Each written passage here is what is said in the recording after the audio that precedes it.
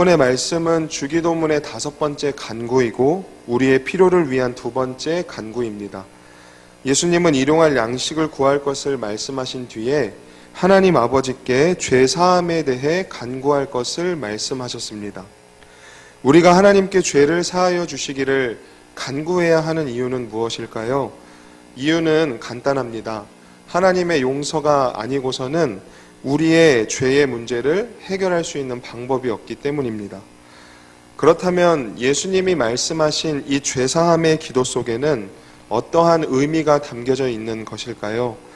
우리가 그 의미가 무엇인지를 나누기 전에 먼저 이 간구에 대해서 우리가 쉽게 오해할 수 있는 부분에 대해서 먼저 살펴보고자 합니다. 본문의 말씀을 다시 한번 보시겠습니다. 오늘 본문 마태복음 말씀과 또 누가복음 이제 동일 본문 말씀을 보시면 마태와 누가 모두 죄사함의 기도에 대해서 기록하고 있습니다. 두 말씀 모두 우리가 다른 사람의 죄를 용서해 준 것처럼 하나님도 우리의 죄를 용서해 달라는 뉘앙스가 담겨 있습니다. 우리가 우리에게 죄 지은 사람을 용서하고 난 뒤에 우리가 하나님께 용서받는 일이 일어난다라는 것입니다. 오늘 본문 말씀 뒤에 이어지는 마태복음 6장 14절에서 15절까지의 말씀도 이러한 이해를 지지하는 것처럼 보여집니다. 마태복음 6장 14절에 보시면 너희가 사람의 잘못을 용서하면 너희 하늘 아버지께서도 너희 잘못을 용서하시려니와 너희가 사람의 잘못을 용서하지 아니하면 너희 아버지께서도 너희 잘못을 용서하지 아니하시리라 라고 말씀합니다. 많은 사람들이 이 기도에 대해서 오해하고 있는 부분이 바로 이것입니다. 우리가 우리에게 죄 지은 자를 용서해 주는 것이 우리가 우리의 죄를 하나님께 용서받는 조건이 된다라고 생각하는 것입니다. 그런데 이 말씀은 우리가 다른 사람의 죄를 용서해 주는 것과 하나님이 우리의 죄를 용서해 주시는 것 사이에 어떠한 시간적인 순서나 조건에 대해 교훈을 주고 있지 않습니다. 그렇다면 이 기도는 어떠한 의미와 목적을 담고 있는 기도일까요? 먼저 우리가 분명히 해야 할 사실은 예수님이 가르쳐 주신 기도를 드리는 사람은 이미 하나님께 죄 용서를 받은 사람이라는 것입니다.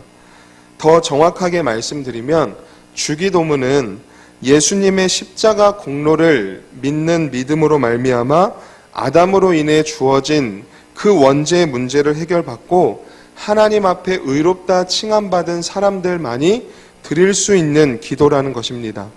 그런 면에서 볼 때 오늘 본문의 이 5번째 기도는 그리스도인이 매일매일 넘어지는 실제적인 죄의 문제를 두고 어떠한 태도를 가져야 하는지에 대해서 보여주는 기도라는 것을 우리는 알 수 있습니다.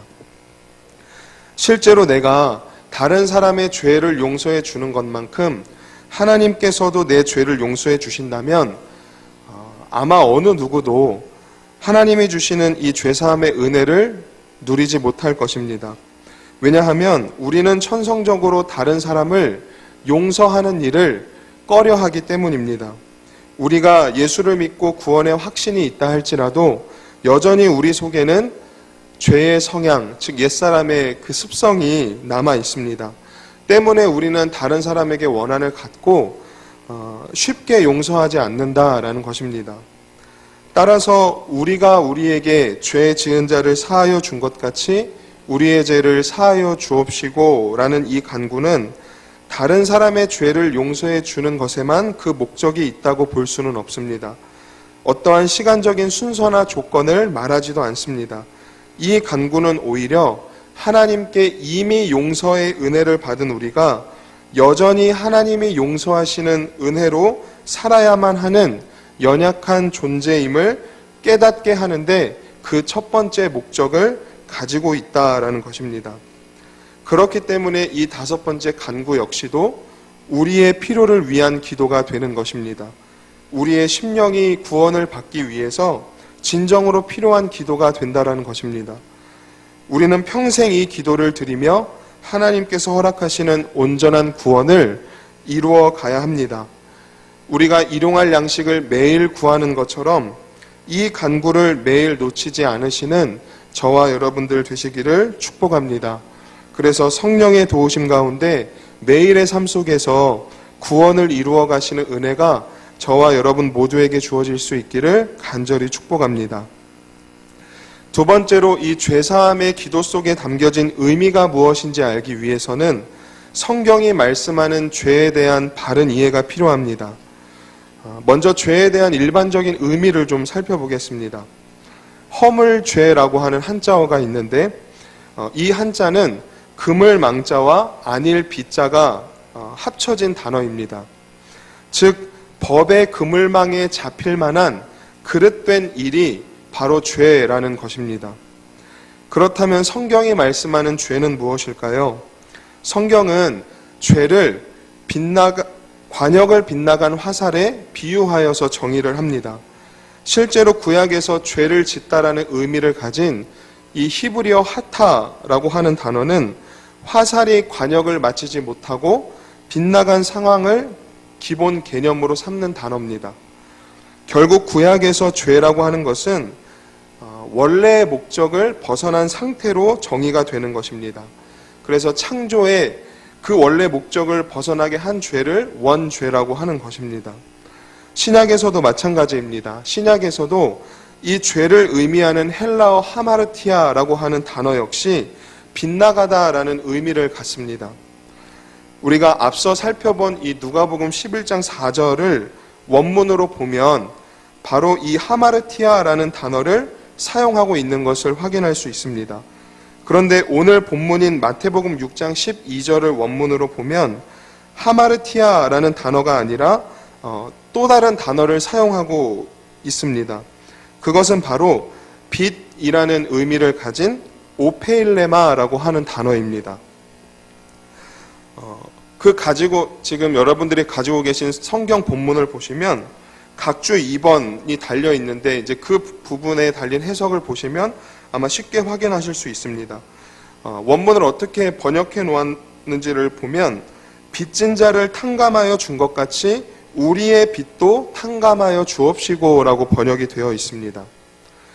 그래서 본문에서 예수님은 이 죄를 관역을 빗나가다라는 의미보다 빚으로 표현하셨습니다. 우리가 하나님과의 관계 속에서 지은 죄는 하나님께 갚아야 할 빚이라는 것이고 또 우리가 다른 사람들과의 관계 속에서 지은 죄는 다른 사람들에게 갚아야 할 빚이라는 것입니다. 그렇다면 죄사함의 의미도 이 빚과 연관지어서 우리가 다시 한번 생각해 볼 수 있습니다.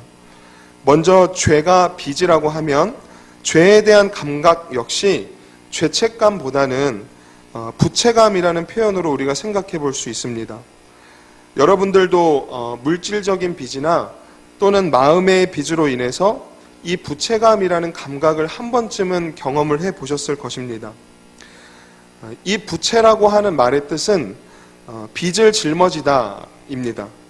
그러니까 빚이 있는 사람은 마치 무거운 짐을 짊어진 상태와 기분을 느낀다라는 것입니다.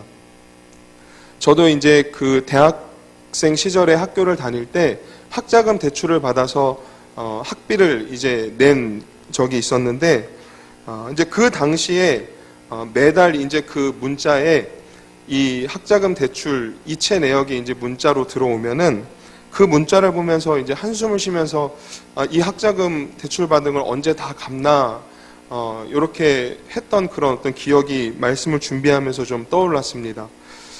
마치 무거운 짐을 지고 사는 것처럼 이 빚을 다 해결할 때까지는 마음이 편치 않았다라는 겁니다. 이 죄라는 빚의 무게에 대해서 예수님이 비유로 해주신 말씀도 있습니다. 마태복음 18장 23절부터 35절까지의 본문을 보면 베드로는 예수님께 형제가 자기에게 진 죄에 대해서 몇 번까지 용서를 해줘야 하는지에 대해서 물어봅니다. 이때 예수님은 7번씩 70번을 용서하라고 말씀하시면서 왕에게 10,000달란트 빚진 종의 비유를 들려주셨습니다. 여기에서 예수님은 하나님을 향해 지은 죄의 무게가 10,000달란트에 해당한다라고 비유적으로 말씀하셨습니다. 반면에 우리에게 죄를 짓는 다른 사람들의 죄의 무게에 대해서는 100데나리온에 지나지 않는다라고 말씀하셨습니다. 이 데나리온과 달란트라고 하는 것은 잘 아시는 대로 모두 신약 시대에 사용되었던 화폐 단위입니다. 근데 1데나리온은 무게가 약 4g 정도 되는 로마의 은화인데 당시 군인이나 품꾼의 하루 일당에 해당되는 어떤 금액이었습니다. 반면에 1달란트는 그 무게가 20kg에서 최대 40kg까지 나가는 금이었습니다.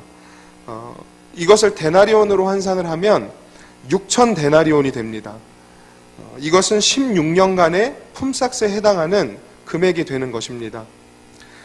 이것을 다시 이제 우리나라 화폐 가치로 좀 환산을 해본다면 보통 이제 평균적인 하루 일당을 6만 원으로 이제 계산을 할 때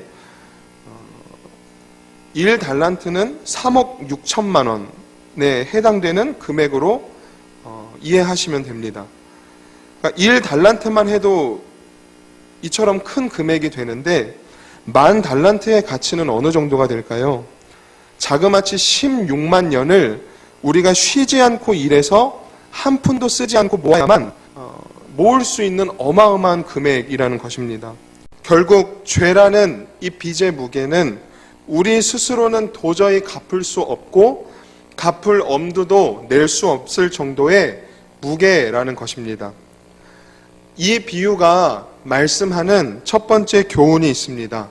그것은 무엇이냐면 우리는 하나님 앞에 너무나도 악한 죄인이다라는 것입니다. 그럼에도 하나님은 우리를 긍휼히 여기셨습니다. 예수님의 십자가 공로만을 보시고 우리가 도저히 갚을 수 없는 이 죄라는 빚을 아무런 조건 없이 탕감해 주셨습니다. 뿐만 아니라 그를 통해서 이 죄사함의 기쁨을 누리게 해주셨습니다. 마음을 무겁게 짓누르는 이 빚을 청산했을 때 우리 마음이 홀가분해지는 것처럼 우리의 심령을 무겁게 짓누르는 이 죄라는 빚을 하나님께 탕감받았을 때 어떤 말로도 표현할 수 없는 기쁨을 우리에게 허락하셨다라는 겁니다. 성경은 이 기쁨에 대해서 다음과 같이 증언합니다. 사도행전 16장 34절 말씀 우리 함께 같이 읽어보도록 하겠습니다. 그들을 데리고 자기 집에 올라가서 음식을 차려주고 그와 온 집안이 하나님을 믿음으로 크게 기뻐하니라. 베드로전서 1장 5절에서 6절도 함께 읽겠습니다. 너희는 말세에 나타내기로 예비하신 구원을 얻기 위하여 믿음으로 말미암아 하나님의 능력으로 보호하심을 받았느니라. 그러므로 너희가 이제 여러 가지 시험으로 말미암아 잠깐 근심하게 되지 않을 수 없으나 오히려 크게 기뻐하는 도다. 이 두 본문을 보시면 죄 사함으로 인해서 주어지는 기쁨에 대해서 크게 기뻐하였다라고 동일하게 표현하고 있습니다. 그런데 영어 성경을 비교해 보면 사도행전 본문에서는 기쁨이 가득 찼다라는 표현을 사용을 했고 베드로전서에서는 큰 기쁨이라는 표현을 사용하고 있습니다. 그러니까 죄사함이 주는 이 기쁨이라는 것은 죄의 무게만큼 아니 그와 비교할 수도 없는 너무나도 큰 기쁨이다라는 것입니다. 이 기쁨은 구원받은 자의 심령 속에 충만하다라는 것입니다.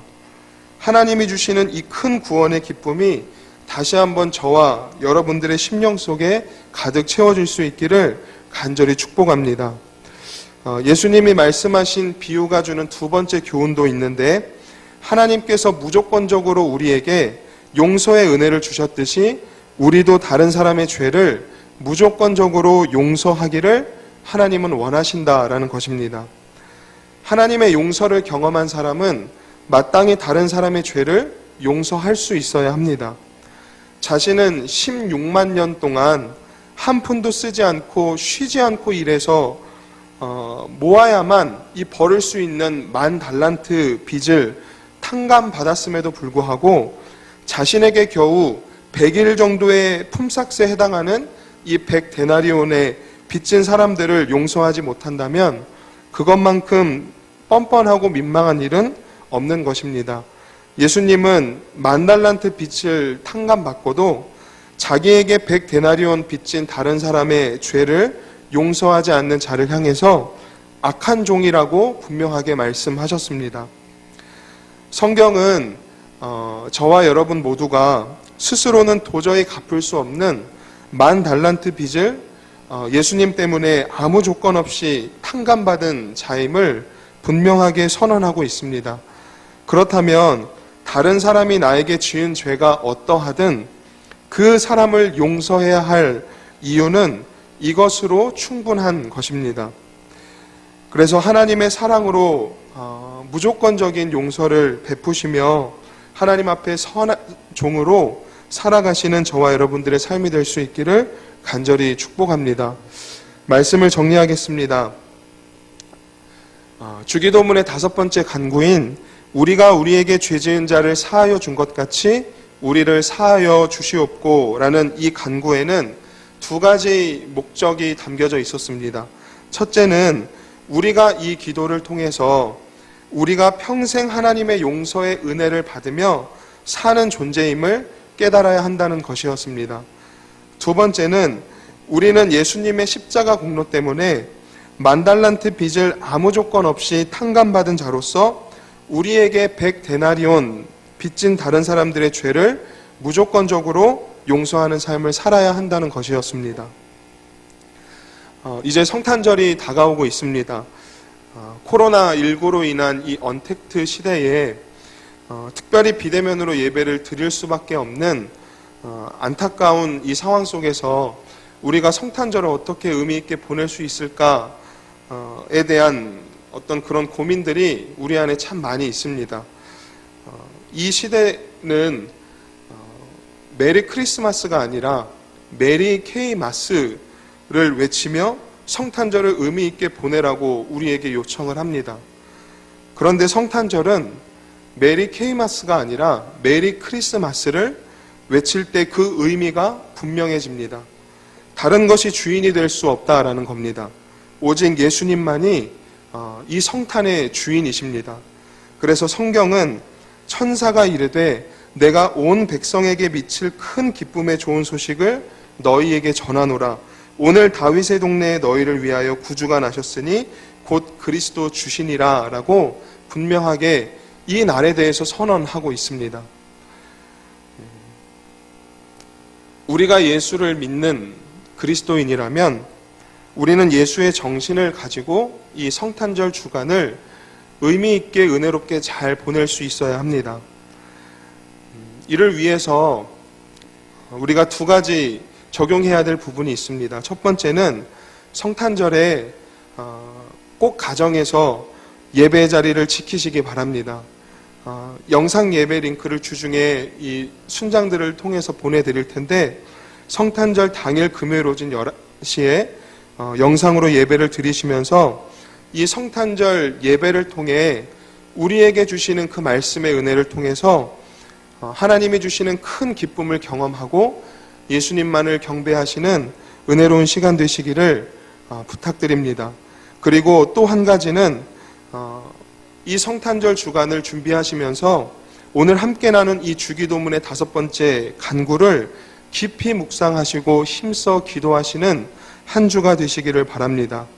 예수님을 통해서 10,000달란트 빚을 탕감해 주신 그 놀라운 은혜를 묵상하시면서 나에게 100데나리온 빚진 그 사람의 죄를 무조건적으로 용서함으로 큰 기쁨이 충만한 성탄 주간이 되시기를 간절히 축복합니다. 그래서 우리가 비록 모이지 못하는 상황이지만 이 성탄의 큰 기쁨이 그 어느 때보다 저와 여러분의 심령을 차고 넘치게 채우는 은혜롭고 복된 성탄 주간이 되시기를 주님의 이름으로 간절히 축복합니다. 기도하시겠습니다. 은혜로우신 하나님 감사합니다. 오늘 이 주기도문에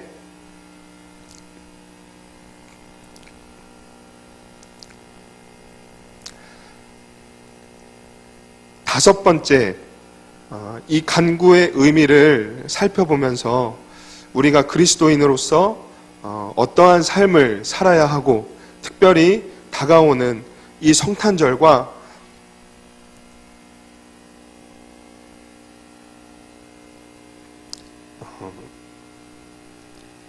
이 성탄 주간을 어떻게 보내야 할 것인가에 대해서 우리가 함께 나누었습니다. 한 주 동안 우리가 이 기도를 일용할 양식을 매일 구하는 것처럼 하나님 앞에 힘써 구할 수 있기를 간절히 소망합니다. 우리가 이 기도를 묵상할 때마다 내가 하나님 앞에 어떠한 은혜를 받는 존재인지에 대해서 다시 한번 깨달을 수 있는 귀한 은혜를 더하여 주시고, 정말 평생의 삶에 이 하나님의 용서의 은혜를 우리가 고백하면서 하나님의 자녀로 믿음의 삶을 힘써 살아가는 복된 한 주간이 될 수 있도록 우리의 심령을 축복하여 주시옵소서. 무엇보다 하나님께서 정말 10,000달란트 빚진 우리에게 아무런 조건 없는 이 용서의 은혜를 베풀어 주셨던 것처럼 우리도 나에게 때로는 죄를 범하고 또 나에게 해를 가하고 나에게 상처를 준 그 사람의 죄에 대해서 다시 한번 우리가 생각해 볼 수 있는 귀한 은혜가 있기를 소망합니다. 하나님께서 나를 무조건적으로 용서해 주셨듯이 나도 그 사람의 죄를 무조건적으로 용서할 수 있는 귀한 은혜를 더하여 주시고, 특별히 이 성탄을 맞이하여서 내가 용서하지 못하는 사람 혹은 내가 잘못을 범한 그 사람에게 이 말씀의 은혜를 함께 나누며 또 서로 용서를 구하고 또 용서의 은혜를 나누면서 하나님이 주시는 큰 기쁨의 소식을 우리가 다른 어느 때보다 더 풍성하게 누릴 수 있는 이 성탄 주간 또 성탄절이 될 수 있도록 축복해 주시옵소서. 그래서 우리가 모이지 못하더라도 정말 한 번도 경험해 보지 않은 이 성탄의 시간을 보내더라도 하나님이 주시는 귀한 은혜가 우리의 심령을 붙드는 그 귀한 축복을 누리는 복된 한 주 또 성탄절을 보낼 수 있도록 우리의 심령을 다시 한번 말씀의 은혜로 붙들어 주시고 축복하여 주시고 인도하여 주시옵소서. 예수님의 이름으로 간절히 기도드립니다. 아멘.